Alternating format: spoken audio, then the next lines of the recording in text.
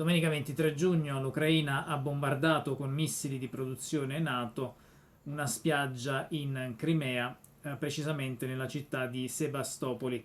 Il bilancio della strage è di 5 vittime, tra cui 2 bambini e oltre 150 feriti. Sono tutte persone che erano in spiaggia come turisti, come villeggianti. Il ministro della difesa russo ha diramato un comunicato ritenendo responsabili anche gli Stati Uniti di questo attacco.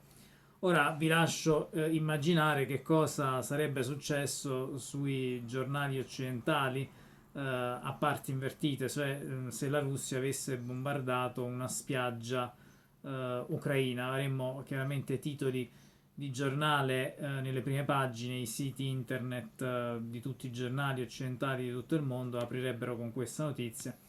Invece noi nei media occidentali non ne sappiamo nulla se non attraverso i media indipendenti, attraverso magari canali Telegram. Ecco, questa è la situazione.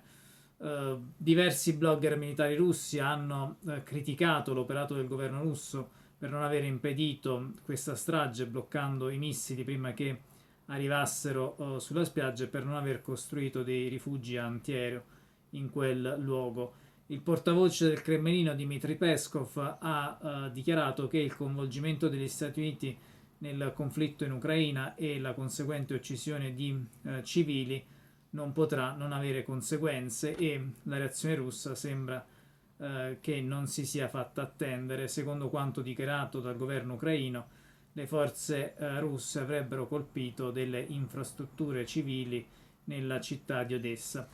Intanto il Ministero degli Esteri russo ha convocato l'ambasciatrice statunitense a Mosca per un colloquio formale.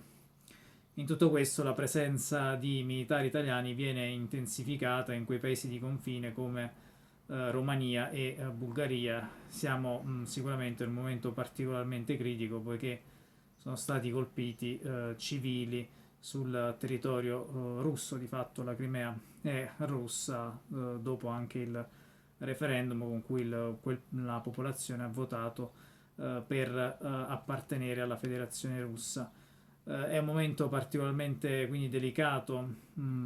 Potremmo essere dinanzi ad un'escalation del conflitto in Ucraina, e quindi quanto mai urge un movimento per la pace che magari parta anche dall'Italia e dai paesi dell'Unione Europea, per chiedere la pace e la cessazione di questo conflitto. Capolinea è l'ultima fermata della libera informazione.